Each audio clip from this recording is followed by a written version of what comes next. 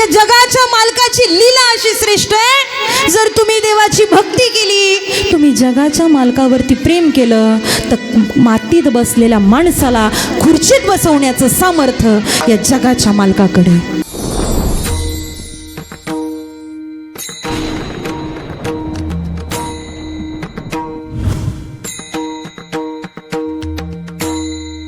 अतिशय देखणं नियोजन आहे. आणि या देखण्या नियोजनामध्ये खरं पाहिलं तर आज या बाळूमामांच्या दरबारामध्ये बघितलं तुम्ही तर काशीचा विश्वेश्वर आणि जगाचा मालक काही वेगळा नाही बरं का. आणि या दरबारात तुमचं येणं झालंय हे खऱ्या अर्थानं भाग्याचं लक्षण आहे. हे कुणाच्या पण भविष्यामध्ये भाग्यामध्ये लिहिलेलं नसतं. काही लोक म्हणतात बाळूमामांचा अधिकार काय, कोण आहेत बाळूमामा, आम्हाला तर माहिती नाही. ज्या दिवशी तुम्हाला जगाच्या मालकाची किंमत कळेल ना, ज्या दिवशी तुम्हाला बाळूमामांचा अर्थ, बाळूमामांचं असणं कळेल ना, त्या दिवसापासून तुमच्या जगनाला अर्थ आल्याशिवाय राहणार नाही. ही जगाच्या मालकाची लीला आहे. जोपर्यंत बाळूमामा कळत नाही तोपर्यंत फक्त आपण असंच म्हणतो, बोला बोला बाळूमामांच्या नावानं, हां सांग भलं, इतकंच बरं का. माझ्या कीर्तनाचा नियम आहे, ज्या ज्या वेळेस जगाच्या मालकाचं नाव घेतलं जाईल, ज्या ज्या वेळेस बाळूमामांचं नाव घेतलं जाईल ना, तेव्हा उंच असे हात वरती करायचे. मग ते म्हातारे असू तरुण असू कुणीही. तुम्ही म्हणाल ताई का सुरुवातीलाच का सांगता ऐका कीर्तन. ज्यांनी ज्यांनी थोडे हात वरती केले ना त्यांचं थोडंच भलं झालं. ज्यांनी पूर्ण हात वरती केले ना, बोला की हां, मग तुम्हाला कसं भलं पाहिजे, थोडं का जास्त. स्नेहल ताईंना सांगा, ताईंची अंतकरणापासून असलेली भक्ती, मामांवरती असणारी श्रद्धा आणि संपूर्ण या कुटुंबावरती जे काही मामांनी कृपा आशीर्वाद करावा, सोपं नाही हो सगळ्यांच्या भाग्यात येणं. हे सांगते ना कीर्तन ऐका. आजपर्यंत श्वासात श्वास जोपर्यंत आहे तोपर्यंत आपण बाळूमामांवरती प्रेम केलं पाहिजे. अरे वारेकरी संप्रदायाचा नियम आहे, जे देवाला आवडतं ते करायचं, आपल्याला आवडतं ते नाही करायचं. पण आपलं याच्या पलीकडे काही लोक पद्धतशीर विचार करतात, म्हणतात काय आता आपण एवढं सगळं करतो, भगवंताचं दर्शन करतो. आज ऐकून जा कीर्तन, का सद्गुरू करायचे, का जीवनामध्ये सद्गुरू केल्यावरती काय होणार आहे.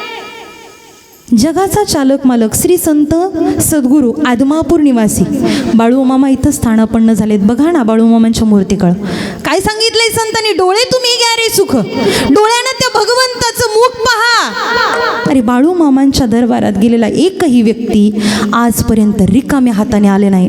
हे आजपर्यंतचा इतिहास आहे. का लोक गर्दी करतायत, कित्येक वर्ष निघून गेली, बाळूमामांचा अधिकार आम्हाला कळाला नाही. लोकांना हल्ली हल्ली बाळूमामा कळायला लागले. का?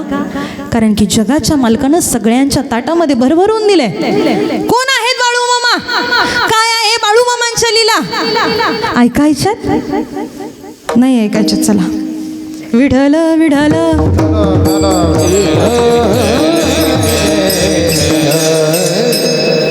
जगाचा मालक जगाचा चालक असं कुठेही जात नाही.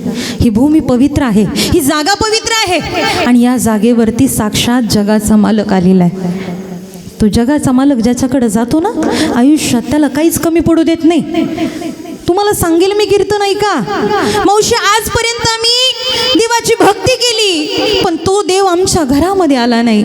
आजपर्यंत आम्ही बाळूमामांची भक्ती केली पण त्या बाळूमामांनी आम्हाला काहीच दिलं नाही. काही लोक खरंच सांगतात, अरे मी बाळूमामांच्या दरबारात जातो पण देवाने आम्हाला बोला की काहीच दिलं नाही. खरं आहे ना तुमचं मावशी? झोपल्या का काय? एक आजीचं मी बोलणं ऐकलं, बाळूमामांच्या दरबारात आजी गेली आणि सांगते काय, देवा माझ्या पोराला लवकर चिकटव. कुठं चिकटवायचं देवानी? बोला की कुठं चिकटवायचं? हृदयापासून जर भक्ती केली आणि या जगाच्या मालकाच्या दरबारात इथं काहीच नको आहे. जगाच्या मालकाचा नियम असा आहे, इथं काय पाहिजे, सेवा करा आणि सेवेकरी व्हा. सेवेशिवाय दुसरं तुमचं काहीच नको आहे. जगाच्या मालकाच्या दरबाराची रीत आहे, तुम्ही सेवा केली का हा जगाचा मालक तुम्हाला 100% मेवा देणार म्हणजे देणार. मनानं भक्तीनं भावानं जर बाळूमामांना शरण गेला ना, उभ्या आयुष्यात कित्येक कित्येक वर्षांपासून बाळूमामांचं चरित्र आहे, पण आम्हाला आत्ता कळालं. ऐका, ज्या दिवशी जगाचा चालक मालक अवताराला येतो ना, आधी तुम्हाला इशारा करत असतो कित्येक वर्षांपूर्वी. आजचा अभंग कोणाचा आहे? कोणाचा अभंग आहे? अर्चना दिदींचा आहे का? कोणाचा आहे? बोला की. मग तुम्ही काय बोलतच नाही, तुम्ही काय रुसले का हो? एवढे मोठे मोठे महाराज, मोठे महाराज, या ठिकाणी गजानन महाराज, अजून कांबळे महाराज, इकडं कदम महाराज, एवढे मोठे सगळे दिग्गज महाराज लोक आले होते, तुम्ही तर रुसले. उशीर झाला जेवणाला म्हणून का काय? मावशी ऐका, आजपर्यंतचा इतिहास असा आहे, आजपर्यंतचा इतिहास असा आहे, जगाचा मालक सगळ्यांकरता देतो. आजचा जो अभंग निवडलेला आहे हा जगद्गुरु तुकाराम महाराजांचा अभंग आहे. आणि तुकाराम महाराज कोण आहेत? तुकाराम नाम घेता कापेयम, यांचा अधिकार एवढा श्रेष्ठ आहे. त्या तुकाराम महाराजांचा अभंग आहे, ऐका लक्षपूर्वक. त्या तुकाराम महाराजांची पत्नी, तिच्या पायामध्ये काटा टोचला. काय टोचला? काट्यानं काटा काढता की नाही कधी कोणाचा? नाही का हो? आजीबाई खरंच हा म्हणतायत. ऐका, तुकोबारायांच्या पत्नीच्या पायामध्ये काटा टोचला, आणि तो काटा काढण्यासाठी कोणाला? पंढरीचा पांडुरंग परमात्मा. आता ऐका कीर्तन, पंढरीचा पांडुरंग परमात्मा आला. कोणाच्या रूपात आला? खांद्यावर, तुम्हाला काय बोलताच येत नाही, खांद्यावर घोंगडी, हातामध्ये.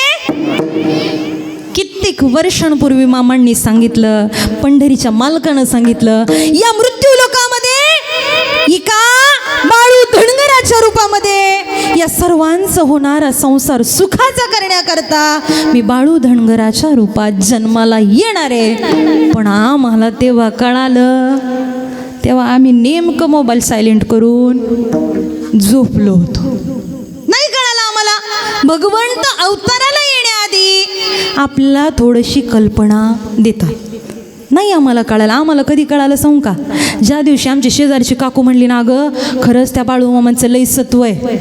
आम्ही प्रत्येक अमावस्येला मामांच्या दरबारात जाऊन त्यांचं गुणगान गायलं. मावशी तिचं ऐकून ही गेली नवऱ्याकडं. नवऱ्याला म्हणली, धनी जाऊ द्या सगळं, आजपासून तुमचं माझं जी काय भांडण आहे ना, ती इथंच सोडू, सगळं सोडून देऊ. आता काय करू? बाळू मामांची वारी करू. काय म्हणते ती महिला, ऐकायचंय का? दादा आवाज द्या. ती महिला पतीजवळ जाते आणि सांगते, संसाराचा ध्यास धणी द्या की सोडून, संसाराचा ध्यास धणी द्या की सोडून, बाळूमामाची वारी करू दोघ जोडीन, बाळूमामाची वारी करू दोघ जोडीन. बाळूमामाची वारी करते दोघी जोडीन, बाळूमामाची वारी करते दोघी जोडीन. संसाराचा ध्यास धणी द्या की सोडून, संसाराचा ध्यास धणी द्या की सोडून, बाळूमामाची वारी करू दोघ जोडीन, आदमापूरची वारी करू दोघ जोडीन. बाळूमामाची वारी करते दोघ जोडीन, आदमापूरची वारी करू दोघ जोडीन.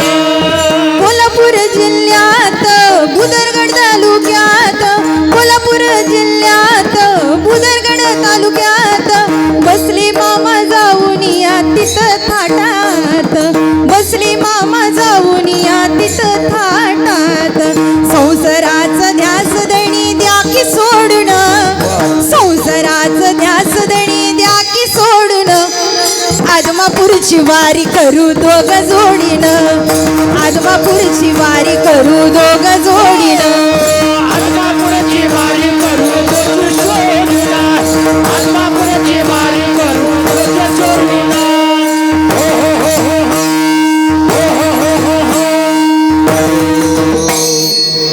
संसाराचा ध्यास धणी द्या की सोडून. मावशी झाल्यात का भांडणं? काय भांडणं करतात माणसं मला कळत नाही बरं का बाबा. कीर्तन झालं असं पालखीवरती, बोरी भडक तुमचं गाव शेजारीच आहे ना, बोरी भडकमध्ये कीर्तन झालं शुभम महाराज, आणि आता आम्ही दोघंही निघालोय, गाडीत बसणार. एक एका म्हातारी एवढं चिडलं.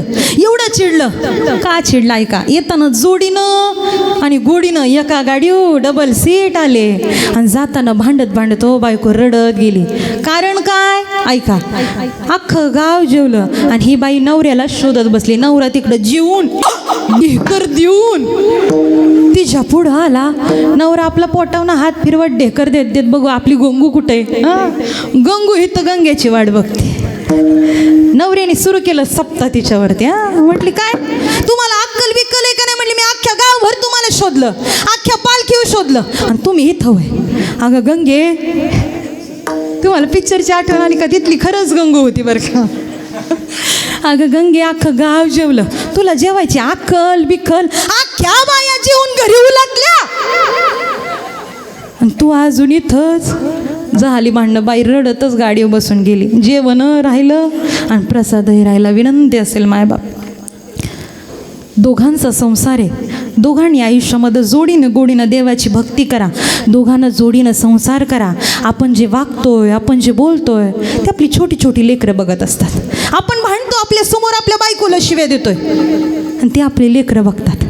तुम्ही ज्या दिवशी म्हातारा व्हाल ना बाबा, त्या दिवशी बरोबर तुमची पोरं, हां माझ्या आईला लईच बोलत होता का, बरं तुला बघूनच घेतो.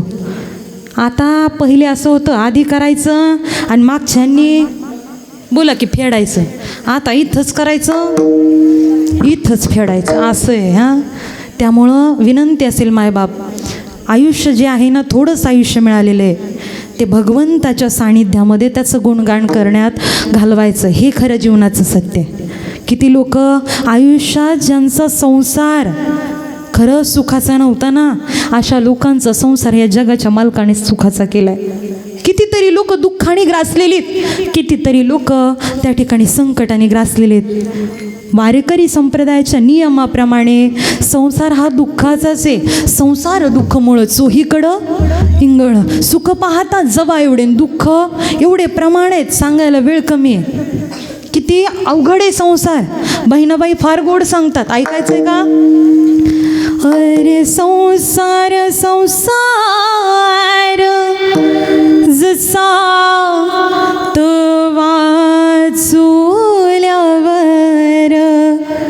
आधी हाताला चटके तेव्हा मिळते भाकर. संसार एकट्याचा आहे का दोघांचा आहे, बोला की. अरे संसार संसार दोन जीवाचा विचार, देतो सुखाला होकार, मग दुःखाला णकार. मावशी, इतकं दुःख आहे संसारामध्ये. आपल्याला वाटतं संतांच्या आयुष्यात काहीच दुःख नाही. संत दुःख सहन करतात. संतांच्या आयुष्यात देखील तितकं दुःख आहे.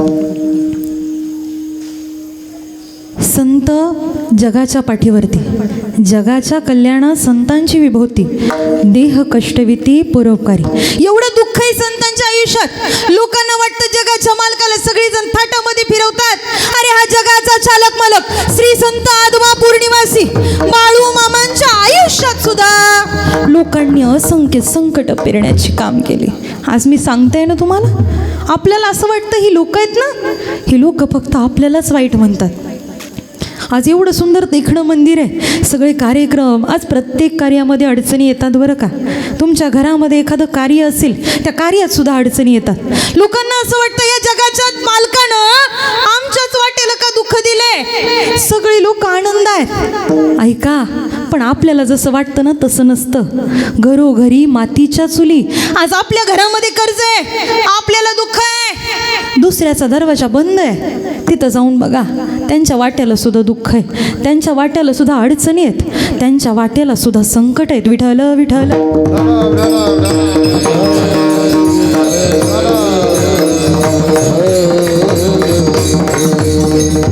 सगळ्यांच्या वाटेला अडचणीत.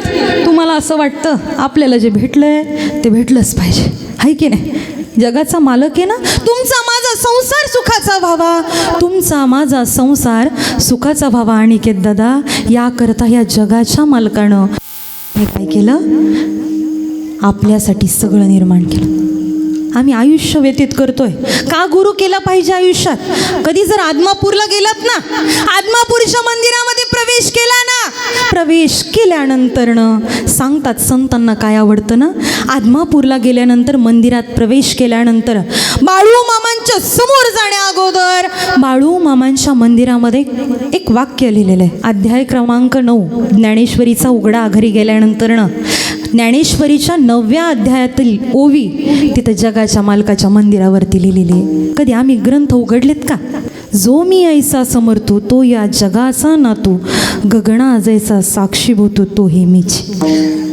9व्या अध्यायातील त्या ठिकाणी ओवी लिहिलेली आहे. जगाच्या मालकाला ज्ञानेश्वरी अत्यंत प्रिय होती. आणि आजही मी सांगेल, आज तुम्ही आम्ही बसतोय, बसल्या जागी फक्त शंका निर्माण करतोय. बरेचसे लोक असं म्हणतात, बाळू मामांच्या मंदिरात आम्ही जातो, हे एवढी मंदिरं झाली, ही मंदिरं आम्हाला कधी कळाली. मगाशी सांगत होते, कधी कळाली मंदिरं आम्हाला.